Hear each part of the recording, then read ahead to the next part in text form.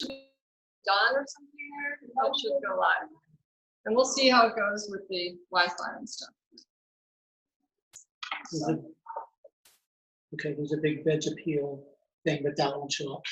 And there's a little thing that says Tracy Childwood Live. It's okay. Okay. Hey, Tracy Childwood Live. Not memory. Okay. Hi, everybody. Good to see you all again, and to you back on Facebook Live. Good to see you guys. I'm just going to do a little talk. I was really pleased to see I had seen their presentation before, David and Donna's, and tried to cover some things that they didn't cover. Theirs was very comprehensive, which was great. But mine, I'm actually trying to zero in a little bit on cancer prevention food, cancer preventive foods, things that we can do and lifestyles that we can adopt to just cut our risk. So here we are, Veg Appeal, Eat the Rainbow, cancer fighting foods. Can you see if the presentation can be seen with that? Can you look to see, Mark? Right hand. Can you move it a little so that they can see the screen and me, if that's possible? Just tilt it a little bit. No, Is that possible? because of that. Yeah, you can just start there. You've got a little block. Can you move it just? No, it doesn't go like half of the Half of your screen screen is is you, and the got other half of the screen. It's a sign of some Orange sort. color. Orange sign. Yeah. I think it's the whole video Okay. that's going to show up people just on her screen that app is showing. Yeah. What's happening though? I don't know if it's live. See this big thing here? Yeah, it's not live. That's fine. Oh, Oh, okay. Okay. Oh, gotcha There. now. That's good. It'll happen. Yeah. Hopefully it'll connect. okay. If Yeah. it doesn't, I won't worry I about can it. do a little bit more. 'Cause it's not- It's just going off AT&T, so we'll see how There you go. AT&T That's- does for that's us. It's not going off their Wi-Fi, so I'm sure there's enough internet going on right now here. So again, my name is Tracy Childs. Let's go back, and I'm with Veg Appeal, and I've known David and Donna for a number of years, and really love what they're doing with opening up their home to plant-based things, plant-based potlucks and events, and this is another step they're taking and towards really educating people. One thing is just getting people to eat the food, another is to actually get people to learn about the nutrition behind the food, and really, and it does have a way to actually change your taste buds to move away from habits where they weren't doing us any service before. So thank you to Donna and David for inviting us here. And so just a little bit about my story. So I grew up here in San Diego County, and actually moved to Encinitas when I was around 12 in San Francisco. So I'm a California girl, okay? I'm a real California girl. So I moved there and quickly met a friend who lived right in the house below us. I actually lived in a living home, which is in the hills behind Encinitas. My dad calls it poor man's Rancho Santa Fe because it's similar to Rancho Santa Fe, but not quite the market. But anyway, a lot of people were into having horses and animals. And in fact, I found a rabbit when I was running around outside, and I ended up rescuing her. She was like Angora, a white rabbit actually, and she ended up having babies, and that's another story. But part of it was that I ended up doing 4-H. You guys heard of that before, where the kids raise animals, and it's kind of like a business, and you're learning about agribusiness. And my friend, like I said, below me, was the same age as me, and she was doing that. So and given my Idaho roots, I was kind of attracted towards that. And my grandfather actually was a sheep farmer. So I ended up getting sheep and being part of the 4-H. So I did a number of years of doing that. And part of it was going to the Del Mar Fair and having our sheep go and actually be sold to slaughter. And so I kind of just accepted that as part of reality at the time as a child. But then when my parents actually decided to buy a sheep from another member of my 4-H club and have him cook in the freezer, it all clicked. I was 17 and I said, you know what? I'm not going to eat that sheep. I told them I'm not going to have anything to do with that. You're fine, eat it if you want. And then I started thinking about it and I said, why am I eating any animals? If I won't eat this animal, why should I eat any animals? So at that point I became vegetarian, but at that time it was also included, eating fish sometimes. This was 1970. I don't want to age myself, but it was 1978. So at that point I was the only vegetarian I knew, and that was it. So, but I was always attracted to the nutritional end of it, how do you meet your needs? Of course, at that time, people thought if you didn't eat meat, you were going to pass out, die. So I really wanted to learn about that. So I attracted myself to any book I could find and just learned about it. And then as time went on, I found more organizations that were moving and shaking in this world. And so I've just, over the years, just made it really a big part of my life. And now it's like all my life. But meanwhile, I did move on to become a nutritional consultant. I'm a food and culinary coach. I'm a director and co-founder of Veg Appeal. That's my company. I became certified as a Food for Life instructor in 2005, and I'll tell you a little more about what that means. Also a mother of 2, somewhere in there. I had my kids and raised them as a vegetarian, and now they're vegan and they're out on their own. They live in LA. Also a graduate of the eCornell plant-based nutrition certification, and I'm a nutritarian chef with the Eat to Live retreat, which is Dr. Furman's retreat, which they talked about. In their talk with the G-bombs. That's Dr. Furman. So I work directly for Dr. Furman, and meanwhile I'm the director of Plant Diego too. So I don't know how that all happens, but things just whatever.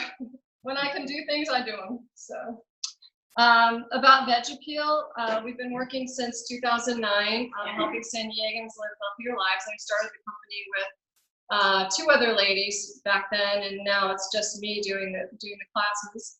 But we love sharing and educating people on the benefits of plant-based diets. So do corporate wellness programs. So if any of you work for a company, or if you're the HR person, yay, can we talk? I love doing that, reaching people in their workplace, because we spend so much time in our workplace, and a lot of HR or a lot of organizations are seeing that the plant-based diet is really advantageous for them to introduce to their employees too. And just touching on that is great. But really what we're about is keeping it simple too, and showing people how you can do this and it can be doable, and that's part of my coaching too, is that I love to work with people where they are and get them to the next step. So that's what it really has to be about. And everybody has their own story, their own journey in this. And so that's really what it's about, is just trying to reach people where they are. Like I said, I'm a Food for Life instructor since 2006. It's an award-winning program that is designed by physicians, nurses, and nutritionists. So it's great that I'm a nutritionist myself, but a lot of me is what I'm self-taught. But it's really great to see that there's all these great professionals that are on this and have been working in this field for a really long time, like Dr. Neil Bernard. He's the president of the PCRM, and he helped develop the programs that I teach, and he actually speaks in the videos that I show. And nobody puts it better than him. I'm here kind of trying to be him, but and give a presentation, but and I'm really grateful to do it. But he does a really great job. He's really polished and really has a great way of putting things into perspective so that people can understand it. So that's really what those series are about. And they're all developed to help people get from A to B. It started with cancer prevention and survival. That's the first type of series that we taught, and that's what I started teaching in 2006. So that's why I wanted to do a presentation directly about that, because I've been teaching it for so long. But I'm there on the food end and the nutrition end. We also teach diabetes prevention and weight loss, weight management classes. So that's the PCRM, Physicians Committee for Responsible Medicine. I really recommend that you follow them if you can, become members. Mindy here is going to be talking. She'll be talking about that, but she's on the board of Peace Room. They're a great nonprofit out of Washington, D.C., and they're doing amazing work. So, and they also come out here every year, like in January. So if you're a member, you have the opportunity, not here, but up in LA, and they have an opportunity to meet Dr. Bernard and see their wonderful work and see what they're doing. To me, if anytime I have extra money, I'll give it to them because they, I know that they're going to put it to good use for what they do. Just look into it, and you can just and you go there and also subscribe to their free recipes and free presentations, and they also have a really great 21-day Kickstarter that starts every Monday. So go to the website, just start looking around. Spanish also. They have Spanish. They have one directly for India, and they have one for China too. Yeah. So just to show you that that's the way we started, was the Cancer Project. And so today, got kind of a list to cover here. I'm going to be probably talking pretty fast because we are going to have to move through. But in general, when I teach my classes, like I said, it's a series, like a 4 or 5 class series, and we really delve into all these subjects deeply. And we get a lot of time for Q&A, and get a lot of we get to taste the food. I do cooking demos, so it's really a comprehensive thing. But today I really wanted to give you a taste of what that's like, and also just zero in on a few lifestyle changes and things that you can actually incorporate now. So this is the textbook we use for the cancer series that I teach.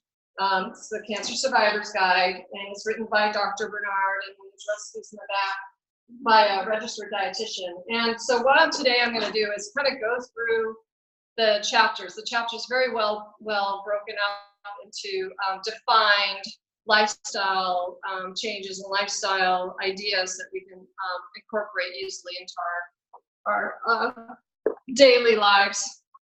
So we'll just go on. So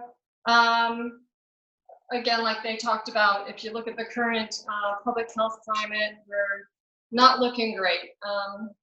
You know, 1.6 million diagnosed with cancer, 2 million diagnosed with diabetes. Diabetes is a huge epidemic, and of course, heart disease is largely preventable, but is still our #1 killer. And think about that. Largely preventable, but still our #1 killer. That's really sad, right? I mean, think about that. So let's look into and delve into why that's happening too. And also, weight management is a big problem. 2 out of 3 adults are overweight or obese, and so it's costing us tons of money. It's really you know, blocking up the hospitals with people who are sick, and a lot of times they're sick because unfortunately the lifestyle things that we've all just accepted as part of life, because that's the way we were raised. We're all been conditioned from, you know, all the 19th century, you know, to eat this way. But nutritional scientists have been working over time, and so that's great that a lot of them are on our side. They're really working to get the information to us, but it can be confusing. You know, there's a lot of bias out there. You know, there's a lot of food manufacturers that come together and hire scientists because they say, okay, well, we really want milk to look good. People are starting to not drink milk very much, so we need it to look good. So let's put a bunch of money into making a study that makes it look good. And then when the news just gets on it, and we all get confused, like, wait, I thought I heard that we shouldn't drink milk. So so that's one thing too, is that we talk about how to kind of like weigh into and look at studies and look at things and figure things out for ourselves better than just looking at the headlines and having that flash before our eyes and making our decisions that way. So because of all that, more and more, and because of what actually is the science, more and more health professionals are recommending that a healthy plant-based diet is the best for us. What does it really mean? I've had people come to my classes who were told that. Was a gentleman who had a bunch of heart issues, and his doctor actually said, you know, after he'd been through a few stents and some procedures, wow, you should go on a plant-based diet. No. Yes, but when I talked to his wife, it turned out they were still eating eggs. They were eating the bars that have dairy in them, and there was just, when she started to describe their food, it sounded like they were confused and you didn't really understand what a plant-based diet was. So the thing is that doctors, are they nutritionists? They don't get. No, they don't get any. What to share on the is that most physicians, majority of them, because I've been to many conferences, so there's physicians in the audience, and they don't get any nutrition. Right. Medical school. They get like, they're getting more. I think now it's becoming more. Yeah. I haven't taught medical school. Yeah, I have too, of course. Yeah, I mean, and the PCRM is really working in that realm. They are really coming up with, you know, lots of education, and they're actually you can get doctors and dietitians and nurses can get CME credits online from them. So they have great information, and they also have a conference every year in the summertime. It's going to be coming up in mid-July, and it's and I'm going to be going to that, and so that's all doctors, nurses, health coaches like me too, and instructors, but people that are interested in learning the nutrition science behind getting healthy and behind a lot of these epidemics. And Tracy, I have a lot of friends have cancer, and they're oncologists. They tell me, well, you don't have to change your diet. Yeah, well, I've been teaching the classes at hospitals, and I've had definitely had class people, attendees that say their doctors said that. Yeah. So that's the thing is they're looking at it from a perspective of okay, a person is diagnosed with cancer, and we're going to give them their drugs, and we're going to hopefully put into remission.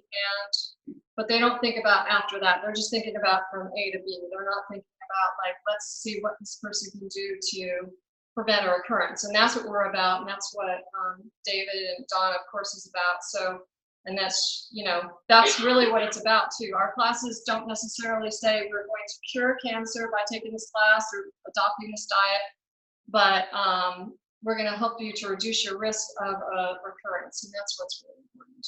So, so that's what some of the health professionals are saying, but they're not necessarily saying that we need to have minimally processed foods. You want to use seasonal and local vegetables as much as possible. Rainbow, focus on whole grains and legumes, and try to look for low-fat protein sources. Use little to no oil, which we've talked about. And remember that oil is a processed food, but there, a lot of health professionals or doctors don't really know about that. And so I'm hoping that they'll continue to educate themselves too. And we also want to avoid animal-based foods as much as possible. And so what is that? That's the power plate. So that is the PCRM's symbol for their nutrition classes. And so it's really, when you follow this, you can look at it, get all your nutrition from whole grains, legumes, vegetables, and fruits. And so people look at that and they go, wow, really? Like, yeah, think about it. That's a lot of food there. And you don't need to have, it doesn't need to be much different than that. And what's interesting is the PCRM has taken that and started to sue the USDA many years ago, and to get away from their food pyramid, which is very, confusing. And they ended up adopting their MyPlate, which is very similar to the PowerPlate. But what does it have besides that? Dairy. Yep, there's this little dairy thing over there. And legumes, instead of legumes, it says protein. The others are foods, and then it's got a food group, which doesn't make sense. But anyway. So eating from the PowerPlate can actually reduce, as they said, incidence of obesity, health problems, weight problems, heart disease, stroke, diabetes, cancer, arthritis, and more. And so this is all backed by scientific research, so it's really wonderful. So, so now I'm going to kind of just go through, like I said, some of the subjects. The classes are set up this way, where we talk about different aspect of a lifestyle change, instead of just like throwing you into all of a sudden, let's just learn everything. Let's just break it down. And each chapter, like I said in the book, is geared towards one particular thing. So first thing is looking at the fat in foods. And I think that's really good to know that at the get-go, like right away, because narrowing down, like a lot of people really don't know what's high fat and what isn't, and what foods are high in fat and which ones aren't, and how to address that. And and I'm not saying that's totally known yet. I mean, even in the plant-based world, there's lots of debate about what that means. What does a low-fat diet mean? Or should you have a high-fat plant-based diet, or should you have a low-fat plant-based diet? Well, I'll go with low-fat for a lot of reasons. I want to talk to you about that. But what does that mean? It doesn't mean no fat, right? A lot of people get confused. They see low-fat and they say, oh, that means no fat. Well, we're not talking about no fat. We're talking about just figuring out what foods are high in fat and maximizing the low fat ones and minimizing the high fat ones, right? It's just kind of simple. And why? So dietary fat hinders the immune system. So when you eat too much fat, it's in your blood, and things go directly to your blood when you eat them. And it's like it slows down your blood. It just actually slows down your white blood cells from doing their job. So you really, when they take out blood, they can see it. When you give blood, or when you get a blood sample and you let it sit, you can see how much fat is in your blood. It just floats to the top. And so depends on what you've eaten in the last just day. So your body will get rid of it, but if you're continually bogging it down with a bunch of fat, it's gonna hinder your immune system, which is key to fighting cancer. Like, that's number one, is you wanna have a really good immune system. If you're a person that is getting sick a lot, you might think about that you're really susceptible to infections, then that could mean that you're more susceptible to other diseases too. So it tends to pack on the pounds, of course, because it's 9 calories per gram, and protein and carbs have 4 calories per gram. So every time you look at something that's very small, a gram is super small, but more than double the calories, right? So it's talking about just plain fat. And then the easiest way to actually just build your meals is to look at foods that are naturally low in fat and use cooking methods that help to lower that. So in the classes, we don't use oils. We just saute with vegetable broth or water, or even nothing. Did you guys know that onions are full of a lot of water?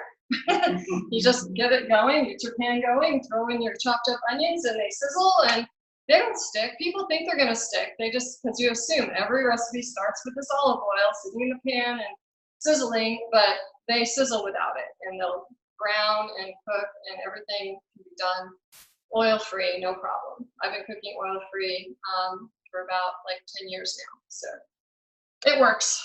And at the retreat where I work, we have no oil at all. It's not even there. We don't have a salt shaker either. All right, so ways to do that is focus on the power plate. Your meals can be as simple as what we had today, but also tacos, pizza, chili, soups. Now that soup was very high fat though, you guys, you know that, right?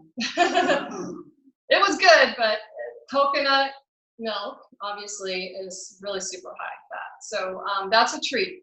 That's why I explain to people in the classes. I wouldn't make that in class because, or if I did, or if I use coconut milk or something, I'll use the low-fat coconut milk because, coconut is high in saturated fat, so it can raise your cholesterol, and it's not a good habit to get into. I know we all loved it, but yeah. So for you in Facebook land, we used it's Plumeria Zen soup, and it is a good choice in that it has beans in it and rice, and that can actually, the fiber and the protein, especially the fiber, can help to get rid of some of that excess cholesterol. So yay! Not cholesterol, saturated fat. Sorry, there's no cholesterol. There's only cholesterol is in animal foods. Okay, there's no cholesterol in plant foods. Nuts and seeds and avocados, we're using those as condiments. We're not shouldn't be a large part of your diet. You know, the only person I would say they should be a large part of their diet for is an athlete, or you're super underweight, or a child maybe that's underweight or something like that. But most of us that are pretty sedentary, they're super high in calories and super high in fat. Even if you don't really have a weight problem, it's just really a good idea to, you know, not make them a big focus of your meals. Like I said, oil can be left out completely. So I just wanted to show you some of these wonderful meals that we make. A burrito bowl can be all different things. People think they get so limited, but it really actually expands your horizons when people go towards this diet. They find out that they enjoy it more, and they have actually more variety than they ever ate. It's very interesting. Think about animal products though. I mean, how many are there? There's like 5, right? I mean, there really aren't a lot as far as meat and eggs and whatever. I mean, as far as vegetables and things like that, there's so many. So that one in the middle I made recently on a Facebook Live broadcast. You guys can watch me make it on the Jane Velez Mitchell Facebook Live. I'm a contributor for her, and she's a big animal rights activist that has 900 followers on Facebook. And so anyways, that is tempeh mushroom taco with a homemade sour cream. That's right. I was practicing her stone crust when I made that on the, yeah, that was awesome. And then you can also still have pasta. You can have mac and cheese. This is a nice pasta with tons of vegetables added. Oh, and have you guys heard about bean pastas? That's a new thing. That's maybe not that new, but they're the most favorable pasta you can have because they are made actually out of beans. Even though they're more processed than just eating the beans, but obviously any pasta is going to be processed because it's taking the ingredient and putting it into that shape. But the protein is high in those, the fiber is high in those. So look for those bean pastas. I recommend Bonza brand, which is made out of chickpeas. They cook up really nicely too. People are very surprised. They actually have them at Costco. They have Bonza brand corkscrew pasta. And so that's kind of nice because you could just put like a sauce over it and then your protein's taken care of, which is nice. Yeah. Just like vegetable, so you just vegetable sauce and then the protein is in the pasta and the fiber, which is nice. They're high in fiber, so. And you can still have burgers and fries. So what I do with the potatoes, that's sweet potatoes. Sweet potatoes are much healthier than white potatoes. And the sweet potatoes, I cut them up and just lay them out on parchment paper, put in the oven, 375, pretty thin, like little chips, and then until they're soft. And then you can just turn on the broiler and kind of crisp them up a little bit. And they're so tasty. They're so good. And that's a nacho cheese sauce that I make on top. So more about the power of low-fat diets is looking at the picture there. This is actually what they depict, forks over knives that they talk about. But how can you get when you're looking at 400 calories, how much it fills you up on oil, how much it fills you up if you're just eating beef, or if you're eating vegetables. So obviously vegetables are going to reach all those sensors in 400 calories, and you're going to be satiated on a lot less calories, right? I mean, this is a simplistic way of looking at it, but it's, and then of course beans and rice and grains and stuff are in between there. They are higher in calories, but they will stick with you longer. So, and remembering that, which I talked about, was protein 4 calories, carbs are 4 calories, and fat is 9 calories. So let's move on to fiber. We have a whole chapter on fiber that we go through, and people know about fiber, but a lot of times they just don't realize how little they're getting in their lives, in their food. So I want to talk a little bit about that and why it's so important. Is it really helps your body to get rid of the things it doesn't want. You can get rid of the excess hormones, gets rid of cholesterol, gets rid of toxins. If you don't eat fiber, those things can start to recirculate in your system and come back. And so you don't want that. You want your body to get rid of the things it doesn't want. So Making sure that you eat enough fiber in your diet is very important.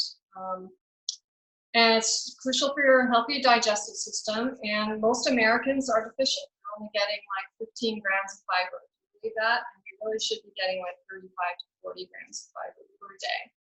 So it's a huge discrepancy. What's the simplest way to get fiber? Fruits and vegetables. But look at what's that? Beans. Beans. Beans. Yeah. So we have people during the class, they do a sheet where they fill out, and we try to keep it simple like this, so they can just look at the, and of course, animal products have 0. Okay, so there's none in milk, there's none in meat, there's none in eggs, 0, 0, 0. So if you're eating a lot of animal products, you're of course going to be deficient in fiber. So, but the easiest thing is only a half a cup of beans, which is maybe what you had in your soup there, and in your salad, because the salad had beans, and you've already got 6 to 7 grams. And then vegetables will have less, but still good. Fruit actually has, it's a lot of water in fruit, so it's really not your fiber champion. But so don't look to it for fiber, but you know, obviously it does have some, and they vary. And then grains vary a lot, of course, from whether they're processed or not. But even processed grains will have maybe a little bit. So, so let's move on to dairy. I know that Mindy here is going to be talking about dairy specifically, but there's a lot of people are very confused about that because they obviously we've been raised to consume dairy products, and we assume they should be part of our diet, but it's actually, what is it? What is dairy? What is milk? It's produced by mothers, right? It's to produce rapid growth. So our own milk is to produce rapid growth of humans. What's cow's milk? To produce rapid growth of cows. So it's really taking a cow from 100 pounds to 1,000 pounds in 1 year. So is that for humans? Do you think it's made for humans? No, right? It's not. It's just something we're conditioned to think that, oh yeah, well, it's at the store. There's gallons of it at the store, so, you know, and it's for sale. But yeah, and cheese, another one. Cheese actually takes 10 of those gallons for 1 pound of cheese. So if you buy a pound of cheese and you can consume it in a week, it's almost like you consumed, or it is like you consumed 10 gallons of milk. And so when you're consuming that, you're getting, it's wrapped up, a lot of things are wrapped up into that. Number one, of course, it's all across the board going to be high fat, especially if it's cheese and regular milk. So it's going to be super high in fat. It's also going to have hormones wrapped up into it because our milk has hormones, like animal milk does, it has hormones. It's going to have something called IGF-1, which is insulin-like growth factor 1, and it is what it does is actually it's their insulin-like growth factor for the cows that makes us produce more in our body. So it actually affects the amount of growth factors we produce in our body, and those growth factors can actually accelerate cancer growth, unfortunately. So if you already have cancer, especially hormone-related type cancer, it can actually accelerate that and make it grow. So another thing to consider is that cows are, of course, kept pregnant. We don't really think about that, but usually, a lot of times when you're consuming milk, it's coming from a pregnant cow. So there's going to be all kinds of extra hormones wrapped up into it from there. So where do we get our calcium? So it's easy. There's not a problem with plant foods. Like I said, we weren't really designed to drink milk for calcium. We were designed to eat plants for calcium. So plants, here there's just a graphical example, but I wanted to show you this. So this is really a great way to look at it. So number one, collard greens, cooked, 357 milligrams of calcium. So that's wonderful. Molasses, we might not consume that much of it, but it's high. Figs, kale, kale's easy. You know, once you figure out how to make it good, it's great. Collard greens I use as wraps a lot. That's how I consume collards a lot, is just I'm putting things inside it, like a quinoa salad or a bean salad or something like that. And actually, at the retreat where I work, one of my recipes has become like the favorite. And everybody looks at it really skeptically when they get up in the morning. It's breakfast, college for breakfast. They look at it like, oh, and I always have them do it too. I have them make it. So what it is it's collared, and we thin out the stem, and we put a bunch of some nut butter on it, some like peanut butter or almond butter, and then we sprinkle that with oats and cinnamon, and then we actually put a banana and berries in there, and then we make a jelly too. We make it's peanut butter and jelly, this little banana. I don't know, Elvis. Call it wrap. But it's become a favorite for the people that have been there for a long time. You know, they're like looking forward to it every week. We usually make it on Sundays. So there's amazing things you can do. You just have to try it. There's so many things I've tried that I thought, oh, I don't know, that's really very good, but it is. You know, it's all good stuff. All right, so on to our favorite, the meat. Here's why we should actually start to drop the meat. Is obviously it's very high in fat and cholesterol. Even the white meat is surprisingly high. Chicken and fish can be super high in fat and cholesterol too, especially fat. And all that can hinder our immune system. It obviously a high meat diet we talked about increases the risk of many common diseases. Again, like I said, it has no fiber. It has almost zero antioxidants, which I'm going to talk about a little bit soon. And it can actually contribute to weight gain, and it contributes to climate change. That hasn't really been a big talk here. Maybe it was after I was making lunch, but do some research. Watch the movie Cowspiracy, and it'll rock your world if you haven't seen it, about how our meat habit is damaging the planet. And it can contribute to cruel industry practices. I mean, it is full of cruel industry practices too. So what are we talking about when it relates to cancer risk? Is just an example is a large study showed that vegetarians were 40% less likely to develop cancer than meat eaters. This is a really large study that's very well documented, and it's not even looking at really healthy vegetarians, it's just looking at any vegetarians. So, and then the bad news about processed meats is that one hot dog or one strip of bacon can increase your colon cancer risk by 18%. So there's all great reasons to avoid, especially that is totally known and really hidden by the media. A lot of, I think it came out as a blurb, and then if you missed it, you missed it. And most people don't know that processed meats are cancer causing. It's proven. What about eggs? So a lot of people think, oh, well, eggs are okay, right? Well, they're still have no fiber. They're linked to cancers. 2.5 per week can be increase your prostate cancer risk by 81%. They're of course not surprisingly linked to colon cancer because they're devoid of fiber and high in animal protein.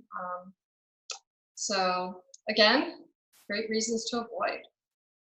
So let's talk about protein sources that are great to incorporate as much as possible. And turns out there's plenty in the plant kingdom. These are just some really great ones that are high in protein. And surprisingly, look at number 2. Broccoli. Who would have thought? Of course, you have to eat a lot of broccoli. It doesn't have a lot of calories, but it does have protein. So, but your beans are great. Really, they're great in protein and they're great in fiber, and they can really turn your life around when you start incorporating more beans. Here's a nice little graphic. And you can look online for these graphics too. It's not just Google. You can vegan protein sources. Yay, right there. Really nice. Share it on Facebook. Everybody do it. So another class that we talk about towards the end of the series is the antioxidants and phytochemicals. And this is actually one of my favorite classes just because it really shows how powerful the foods can be, and gives people more and more reasons to incorporate these into their diet. And of course, during the series, I always incorporate the the really beautiful rainbow of colors into all of our recipes that we do. And there's, everybody's so surprised at how delicious it is. But the thing that really is great about the antioxidants phytochemicals is against the free radicals. So free radicals are the little robbers that can enter our body from oxygen, from water, food, whatever, but they damage our cells, and we have antioxidants phytochemicals that actually protect our cells. Very interesting. And so, so this can go a long way towards keeping us healthy. And just some examples of the antioxidants. Vitamin C is one, very common, fruits and vegetables. Your body uses vitamin C for so many processes of the body. So really great to make sure that you incorporate lots of fruits that will supply you with vitamin C, and tomatoes and fresh foods. And when you get sick, double that, triple it. And nothing wrong with taking a supplement too. Vitamin C supplement, because your body sucks up the vitamin C trying to get better, fight that infection. Beta carotenes in the orange veggies, that's protects your cells. Lycopene has been shown to, when men that eat tomatoes, a lot of tomatoes are known to have lower prostate cancer risks, which is awesome. Selenium's a good one. That's high in Brazil nuts. Vitamin E is high in your whole grains, seeds, and nuts. And then don't forget about curcumin, which is turmeric, right? And I put that in your quinoa that you guys had for lunch, so that you can sneak turmeric into a lot of recipes and you don't even know it. Anything that is savory, or like any soup, I'm always putting turmeric in it. It's so powerful. Just look into it. Really amazing what it can do. And then phytochemicals are their cousin, and that's found in certain foods. And just as an example, cruciferous vegetables, those are your kale, your collards, your cabbage, cauliflower, all those great things. Bok choy, those have sulforaphane, which is a thing that can actually kill cancer cells. And so really good to do that. And we talked about that in class, and I think that I gave David a handout for you guys on cruciferous vegetables. You sent it? Okay, good. And a lot of information from nutrition facts in there. It's really great to soak that stuff in. Onions and garlic, we talked about that. And then this is a great little graphic to show people. Share this, especially in October, okay? Orange is the new pink. Look at that, it's amazing. This is from the PCRM, of course. They have some great graphics. This also is from the PCRM, the Nutrition Rainbow. You can also look for this online and print it out, and you can actually order it too. How am I doing on time? Yeah, okay. I just wanted to talk a little bit about your gut. So I was talking to Mindy about this too, just about the diversity of your microbiota. Anybody heard of your microbiota before?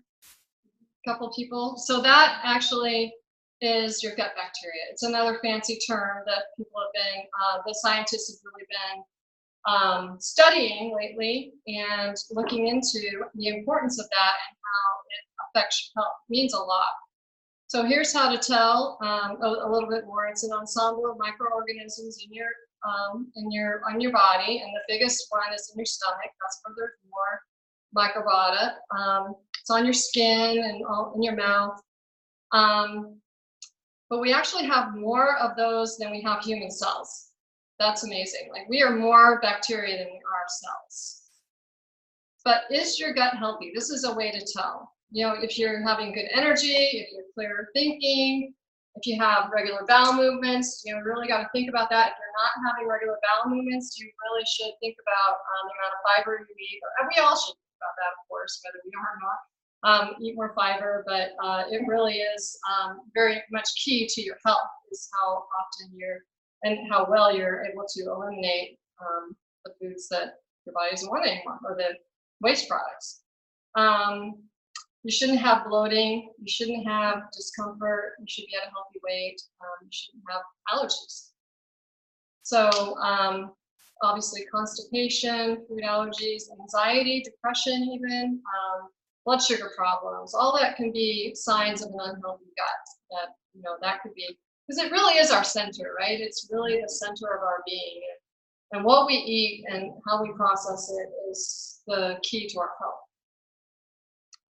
So looking at the signs of a unhealthy gut, and also diabetes, overweight, autoimmune diseases, and ADHD, all those things can be, surprisingly linked to our microbiota. So, okay, say I have some of these problems. So what do you think it could have been caused by?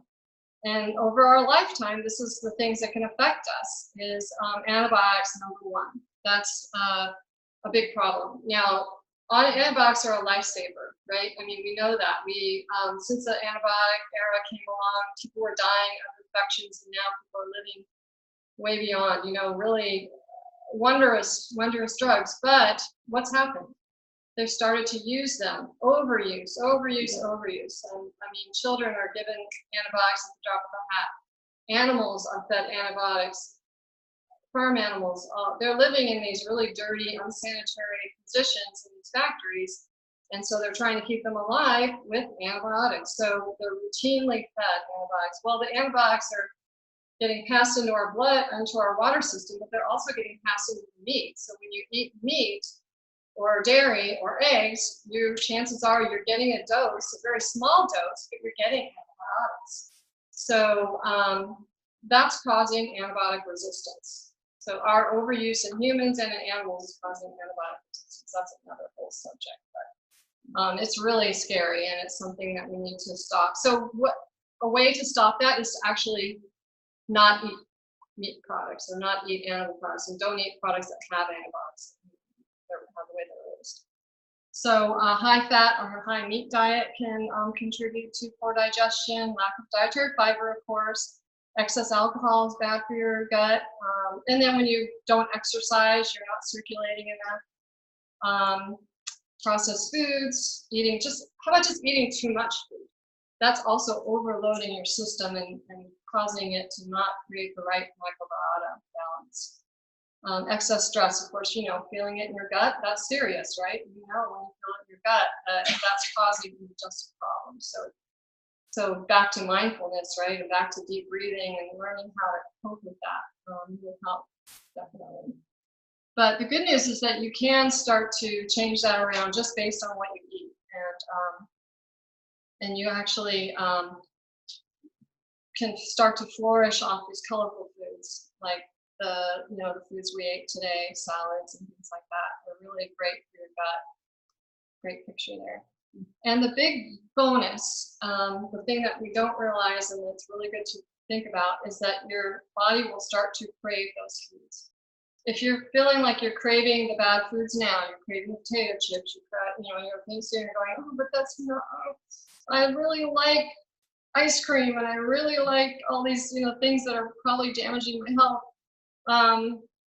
It's because your body, your microbiota is populated by the bad bacteria that is asking for those foods. It's talking to your brain, and it's asking for those foods. It's like, so I've trained my body and I've trained myself. I'm not saying I'm perfect, but I don't really like those foods anymore. I don't like really rich foods. Like that soup was really too rich for me, although I ate it. But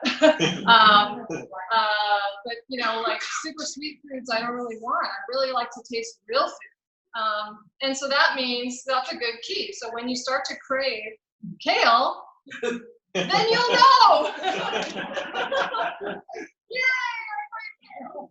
No, and it's true. I do crave kale. I mean, I do. I really want to I buy it, and I figure out every day, I want to try and get these green vegetables into my diet, and how am I going to do it in basic ways? And that's what I teach people, how to crave these things. So, another tool that I want to touch on that isn't touched on that much is intermittent fasting. And so that's a key term that has been come out recently and studied a lot, and there's not a lot of data on it, but Dr. Furman is a big proponent of that and really talks about it a lot at the retreat in his lectures.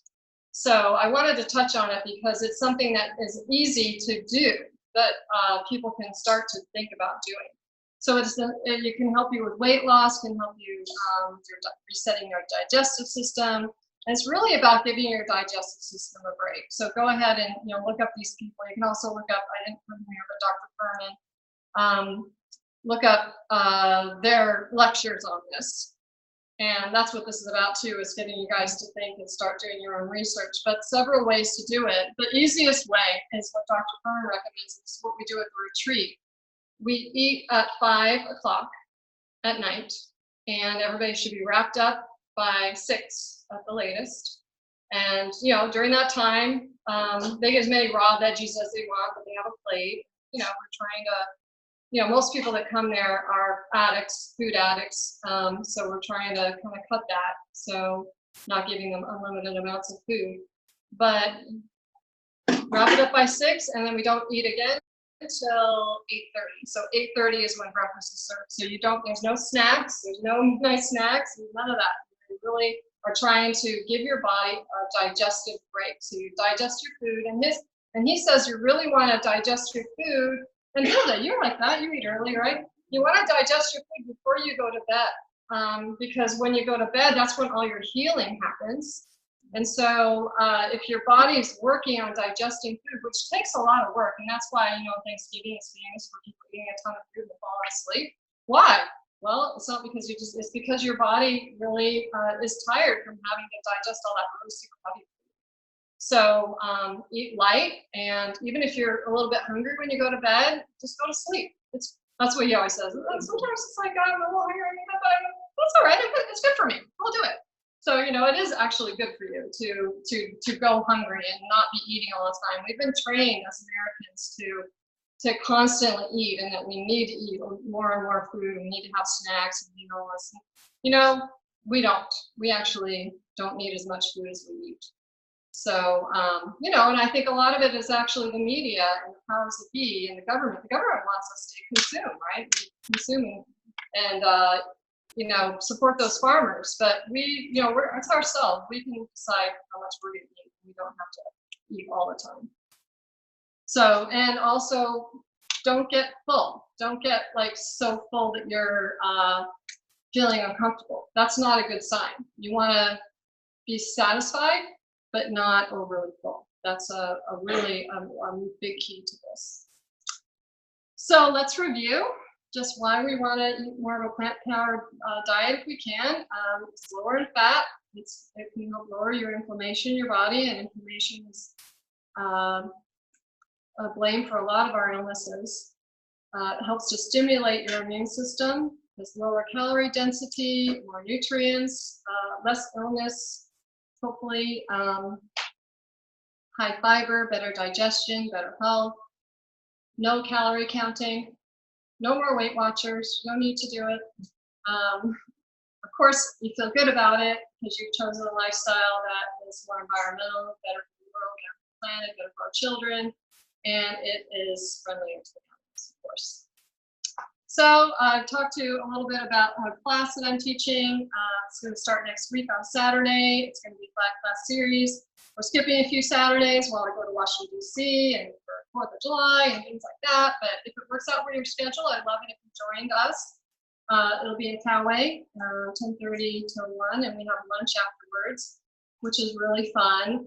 It's nice that everybody gets to sit down and meet the people that are in the class and actually get to know them. I'm really happy that we're doing these classes at my home now. Just like the caterers, I want to use my home to educate people and try to help people. So that's the series. But this series is not a cancer series. It's a power food for weight management, but I also have adopted in some of the cancer principles that I've learned, and we do power food every week, and it's just a different twist. So I encourage you to look at veg-appeal.com, and you can read about the class there. And also, I want to let you know support is here with Plant Diego too, just like David and Donna talked about. That's that nonprofit. It's a meetup. There's cards there. You can ask me any questions if you want, and hopefully see you at an event. And I'll see you here for the next potluck, hopefully too. Thanks.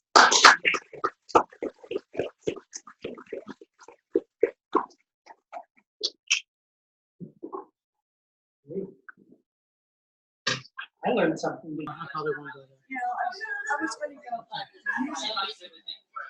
Okay.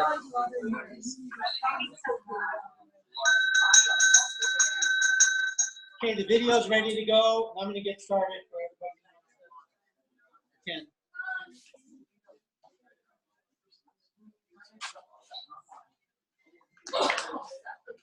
So testing, how is that, Malcolm?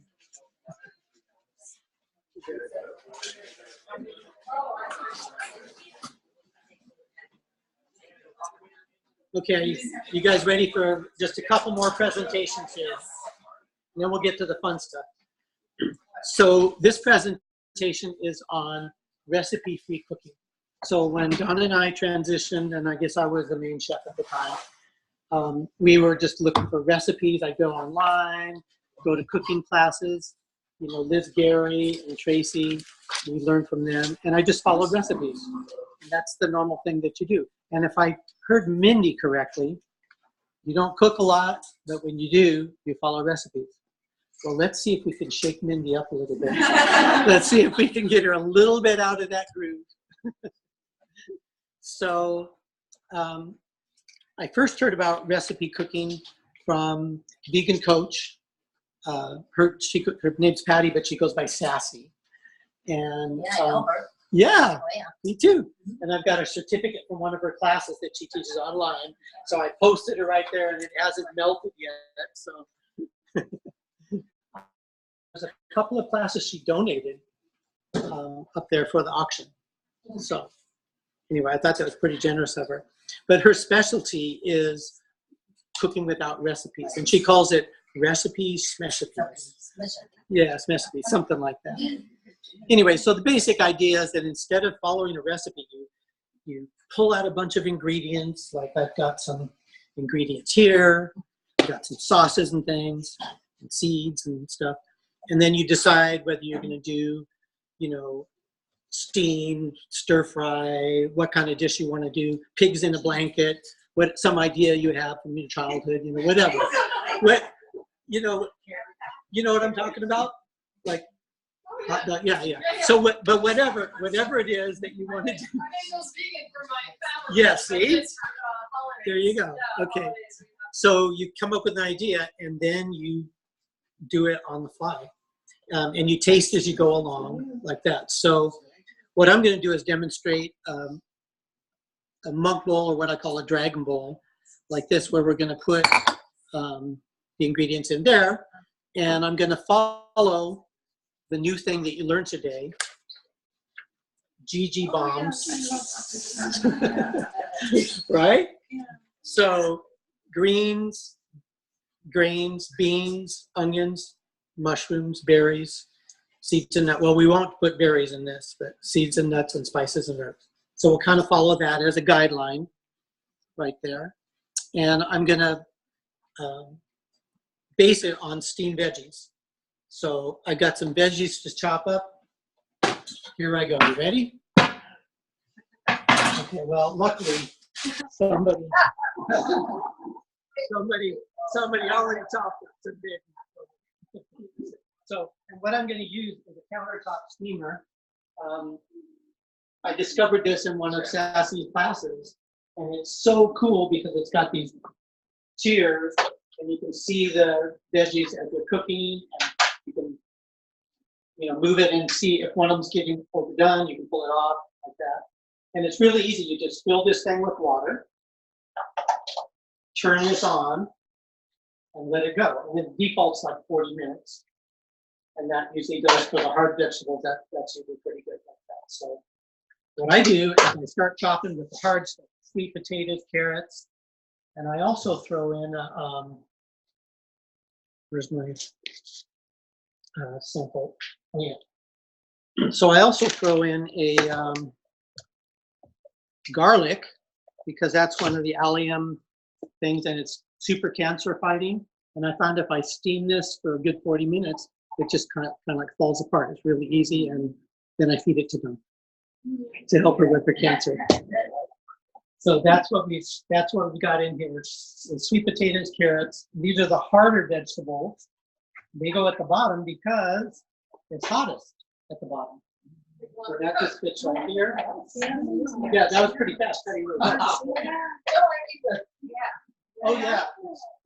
And these will set you back about $42 online at Amazon. We tried another brand and it kept breaking.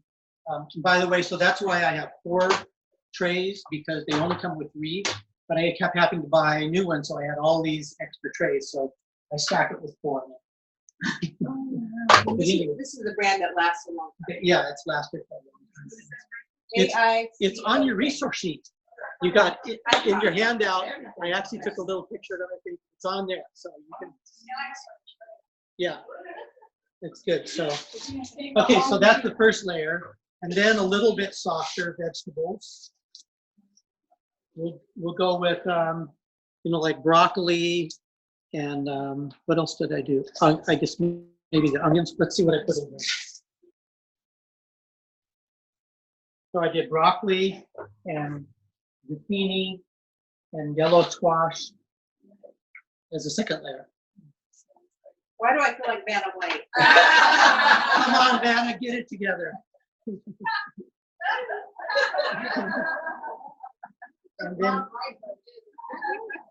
And then you know you want onion, so we have like a purple onion and regular onion, all organic, like that. And I threw in a little bit of red cabbage. Remember Eat the Rainbow? That's some color right there. So. You can stain rice. Pardon? You can stain rice. What, can you? Yeah, mine. Oh yeah. Mine has a little dish with the rice in it. I know. I gave you yours. I gave you one. I know. That was on purpose. Okay. So onions. Come on, Vanna. David, how many trays of it? 3. Oh, So what you see before you is an optical illusion, because I've got 4. It's because I bought 2 of them, and they were like, this is slightly different size, and it just fits perfectly on top of Oh, that. that's from another steamer. It's from another steamer. So do not try that at home. You only have 3, Unless you buy 2 of them. unless you buy 2 of them. And then the coup de grace, so, Tracy mentioned leafy greens, so, and cruciferous vegetables, broccoli and cauliflower. So they actually don't have sulforaphane in them. They have myrosinase, and there's also glucophorine. I think it's another thing that is in broccoli, for example. It has both of those, but they don't commingle until an animal comes along and starts chewing it, and then it makes the sulforaphane, and I think it makes it taste bitter, and so they stop eating it. It's like a protective mechanism. So if you take broccoli and you just chop it up that and let it sit for maybe 20 minutes, half an hour like that, those 2 elements will combine and will make sulforaphane, and then even if you cook it, it's resistant to heat. So then you'll get the sulforaphane, and that cleans out your arteries, and it's cancer preventative as well. It's really good stuff.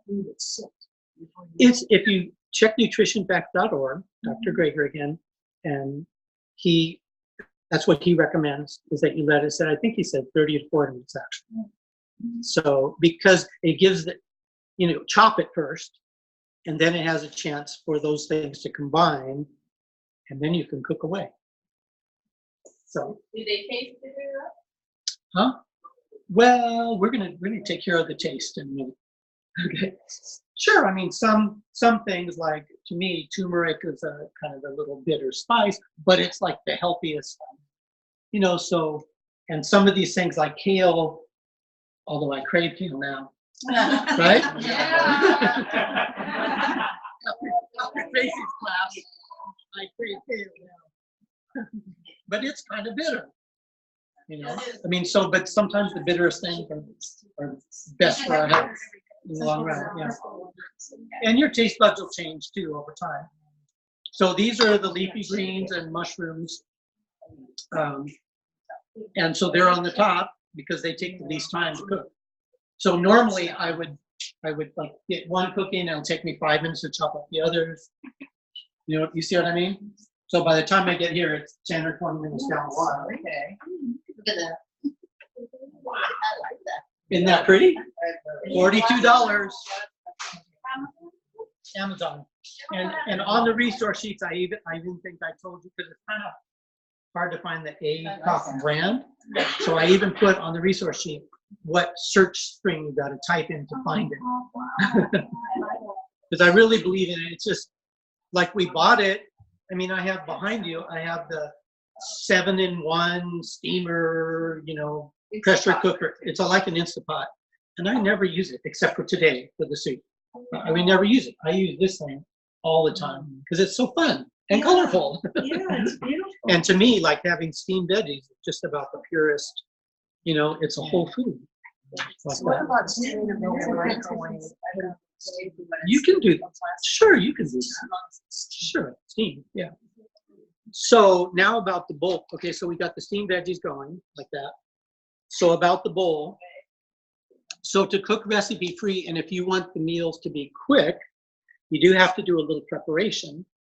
And that is make your grain, whatever grain you want. And we tend to prefer quinoa because it's very high in protein. And Easy to digest. and easy to digest, and it's wonderful. I think I'd never heard of it, you know, seven or 8 years ago, but now it's a staple. We prefer It's it. very forgiving. Easy to cook. Yeah, So, yeah. We have a little. We cook it in a rice steamer, and I rinse it first, and then put it, you know, like say 1 cup, and then 3 cups of water. That's just the ratio that seems to work. Put it in the rice steamer and forget it. It's done. You know, 20, 30 minutes. Like that. So that's going to go at the base of the bowl, and then we'll put, when those veggies are cooked, we'll put some veggies. So why don't I assemble a bowl right now, just to give you an idea. A little bit of that, carefully measure.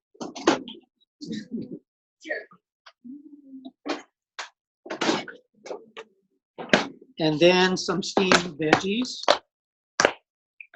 that I'd already cooked up, naturally.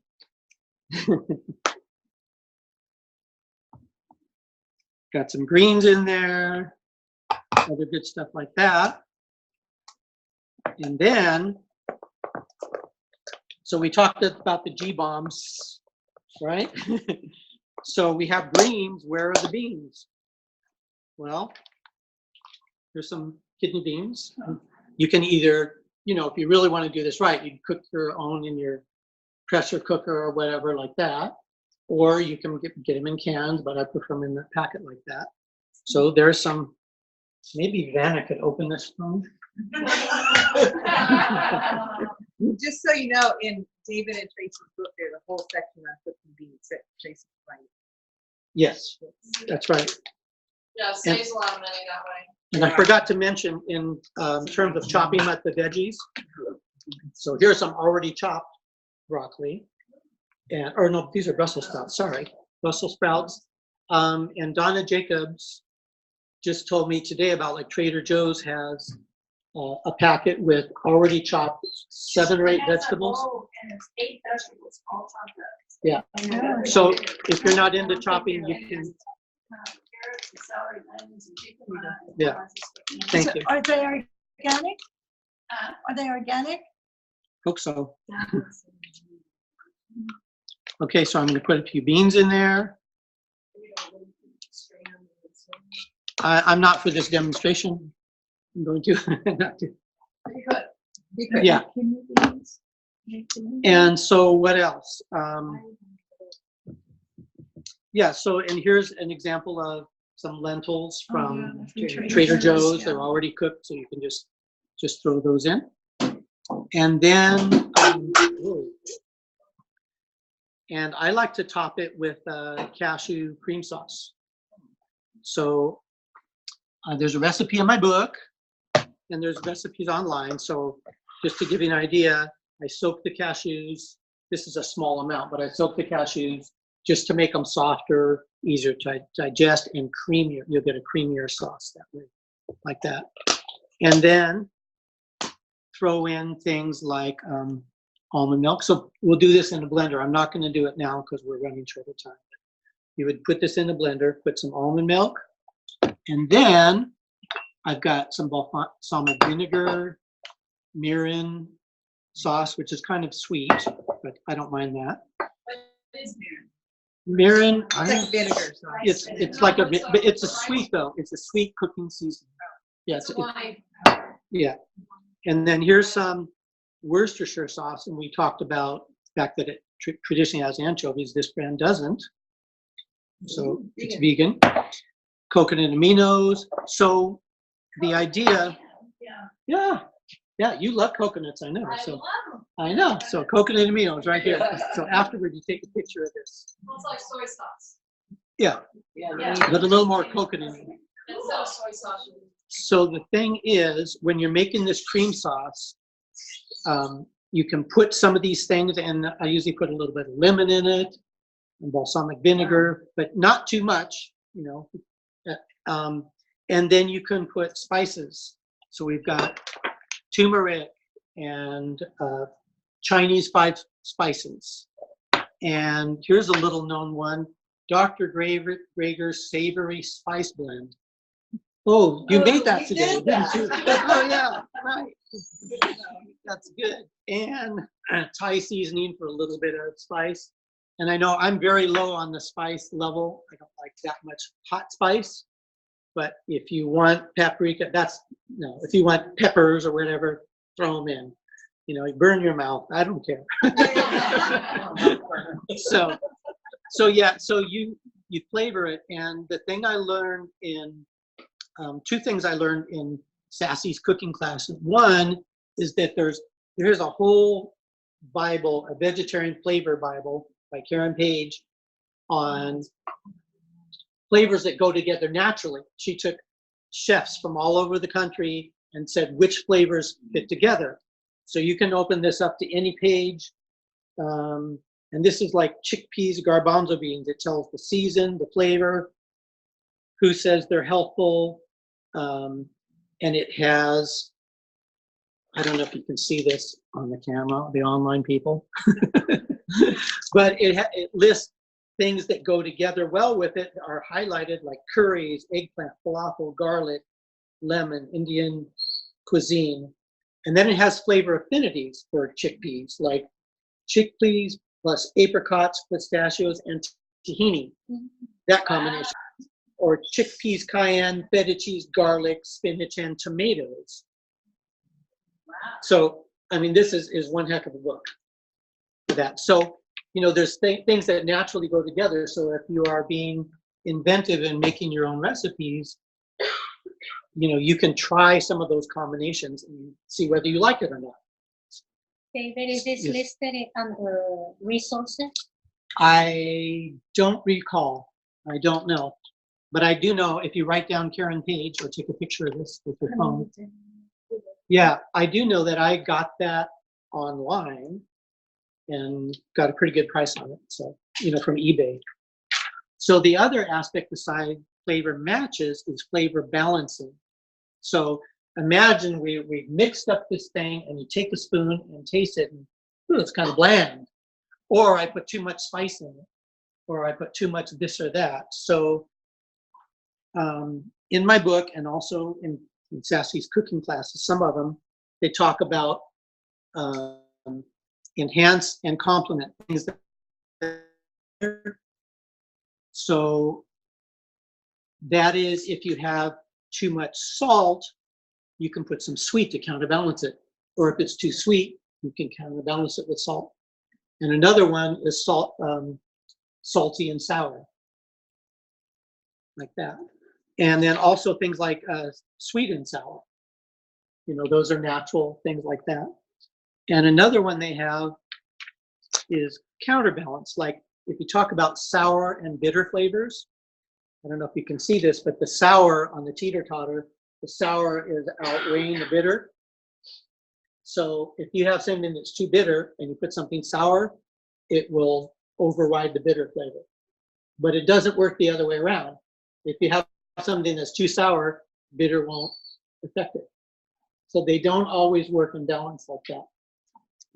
So anyway, that's something to investigate is flavor balancing. When I have something very spicy, I can put vinegar. less than the spicy. I never have that problem because I don't put too hot spice. Not a problem for me. So the other things you can put in the cream sauce, you could put like, we tried the sour cream. Maybe even more healthy for you is miso. That adds a nice flavor and texture to it. An avocado for a little creamier like that. And then I put some of the liquid flavorings in these little bottles that I got online. This is Worcestershire sauce because I really like that flavor. And sometimes you don't want to pour like 5 gallons of Worcestershire sauce in your, in your cashew cream sauce you're making. So just a few spritz like that. And then liquid smoke is an unsung hero. It really changes the flavor profile. So it's a really good, if you want to add nice flavor, do that. But like the bottle I have, it's not like, balsamic vinegar where it just a little bit comes out. It's just an open pour. So I put it in this thing and just a few spritz of liquid smoke does it. It's like collecting the vapors from burning something over a fire, and it catch. It is vegan actually, yeah. I wouldn't Amazing. overdo it. I would just like put a couple. Yeah, but it's very potent. So, but that's why the spray bottle. And that's enough. A lot of health food, but it really does, like, that Yeah. helps get people missing that smoke Yeah. flavor. So I made, and I have 2 of these. So I made a cream sauce yesterday. And so if you want, there's a spoon there you could take. Now don't double dip. But if you want, after this, you can take a little taste. This is kind of a mild version. But also the other thing that I put in it, besides some of this stuff, is that after I steamed the veggies, I took like some of the onions and the sweet potatoes, maybe carrots, whatever I felt like, a little bit of the greens, and I put the veggies in the blender, and they're incorporated in there too. So it adds a little, if you get enough sweet potatoes and carrots, it changes the color and it changes the profile of it. It's really good. Really good. So that's the cashew cream sauce. So we'll put that on our little bowl here. Let's see if it's too, no, it's gonna come out. Okay, so there's the cream sauce. Actually, I would put that in the microwave probably to heat it up first, and then maybe add the cream sauce. And then you got sesame seeds. You can garnish it a little bit with sesame seeds, a little bit of popped amaranth. This is from the amaranth plant. And you could, I get it, one of my students made this, and I used to buy it from him, and he stopped doing that, so I just bought it online.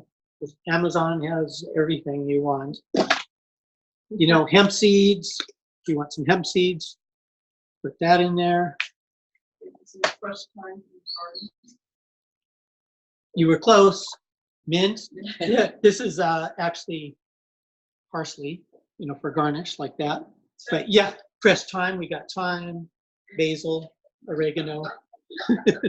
Delicately placed. Yeah. The perfect spot. And it worked perfect. Look at that. Yeah, so it doesn't take a lot of preparation. I mean, you can buy the veggies pre-chopped.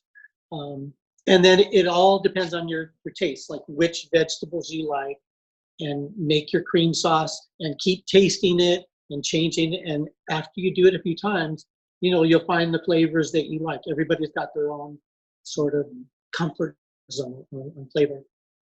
But it makes a big difference. And then I'll usually put a little bit of, I want it a little bit more liquidy, so I'll put a little bit of Worcestershire sauce in there, maybe some liquid aminos, like that. Taste it, and a Dragon Ball. Voila.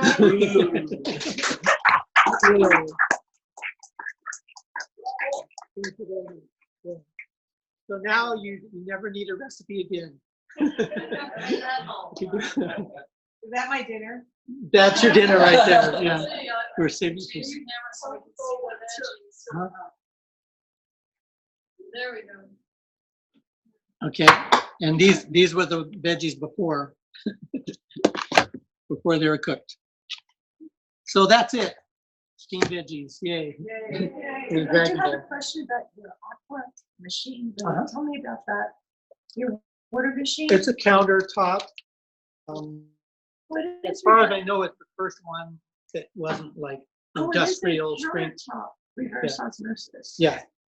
Yeah, So you it's just it's add the pretty. minerals to it. No, we don't add minerals. There's like 3 different filters in it. We just put water in the back tank Uh-huh. and then it filters it and puts it in front and Oh, that's wow. it. So you put the water, it's not hooked up to your water system. No, we just manually refill it. Yeah, it's pretty You neat. bought that on Amazon too? No, Oh, how did we get it? we bought it from a company that sells, it's Aqua True, I think it's their Aqua True. website. It might be on Amazon, but I think we went to the Aqua True. I've never seen a countertop reverse. I know. Yeah. As far as I know, they were the first one to do it. Probably there's a dozen out there. I don't know. That's good. And that's. So next up the is juicer over there. Mindy, right? The juicer is. Okay, Yes. so let's go move back in there. Do you need help getting set up, Mindy? or-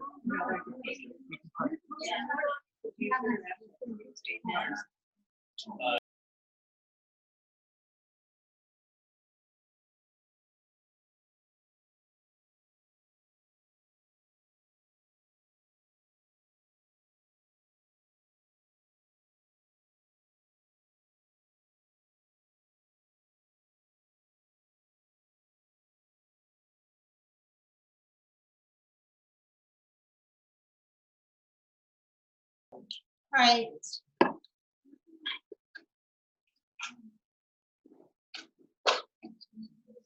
Dave, can I just borrow you real quick? Is it, I just want to, because I want to be very mindful of the time. Yeah. I know we're running late. How do you make that so that elapsed? I don't know on PowerPoint, but I mean, I just don't know. There's no oh, right click, left click. I'm Go- not used to it. right, you can go right click to go to the next slide. No, not to the, I just want to turn that on so we'll start. So let's just see if it'll. Yeah. Okay. that's- Okay, there we that's go. all.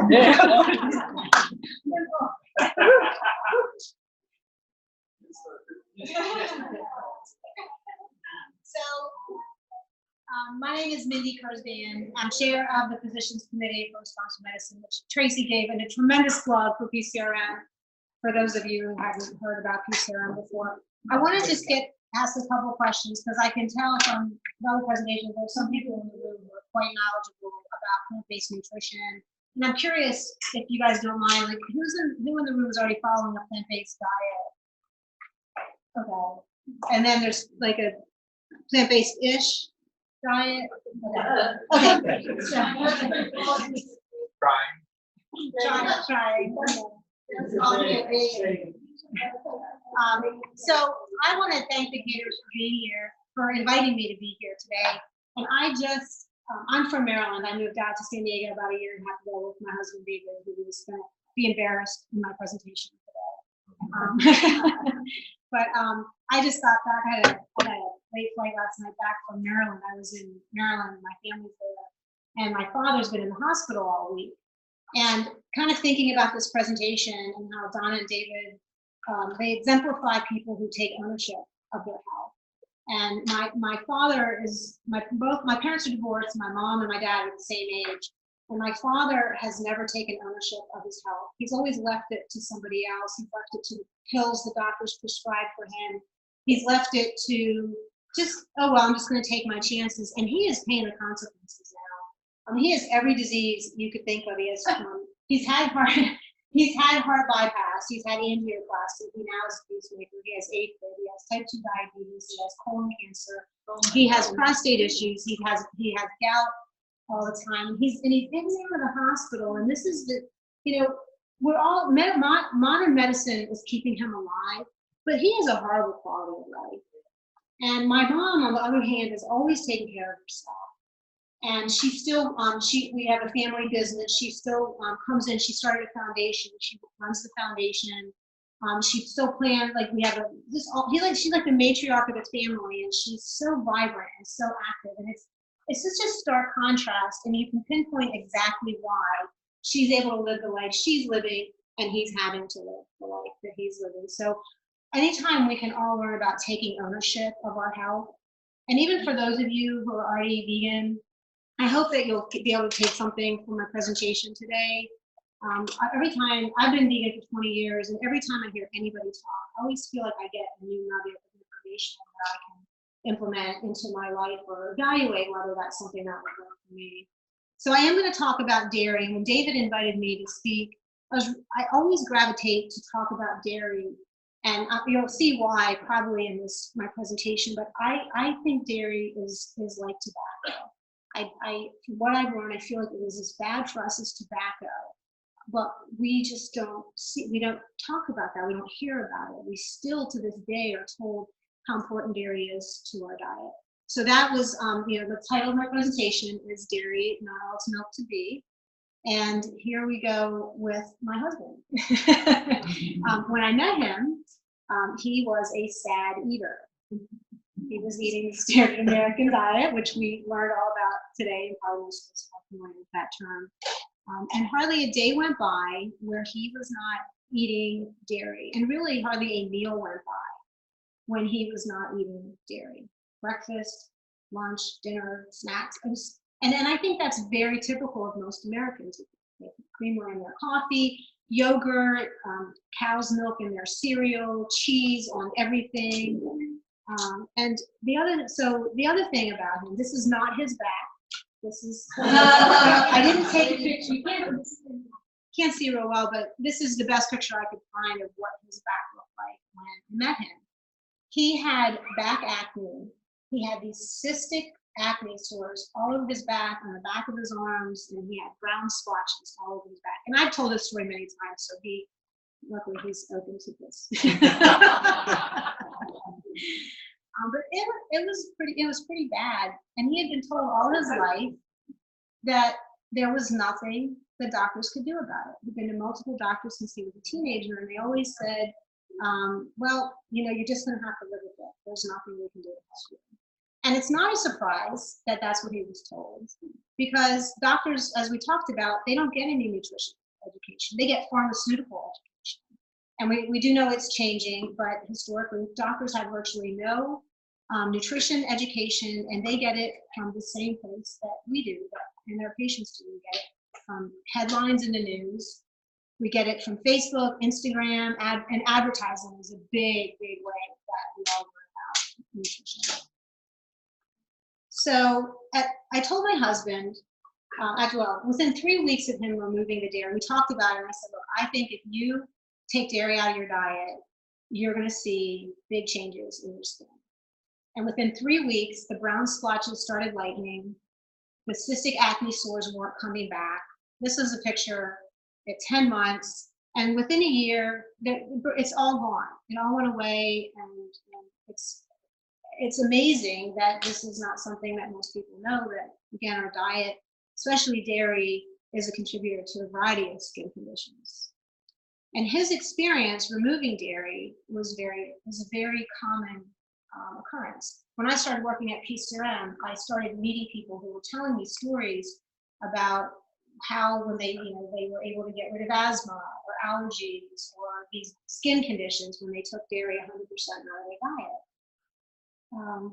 So I want to take a step back. Tracy did talk a little bit about this, and many of you probably remember the answers to these questions, but I've spoken with people who are plant-based or not, and this is not common knowledge. So I'm going to share some information that might be disturbing for some, it's not graphic, but can I get one volunteer for the first true false question?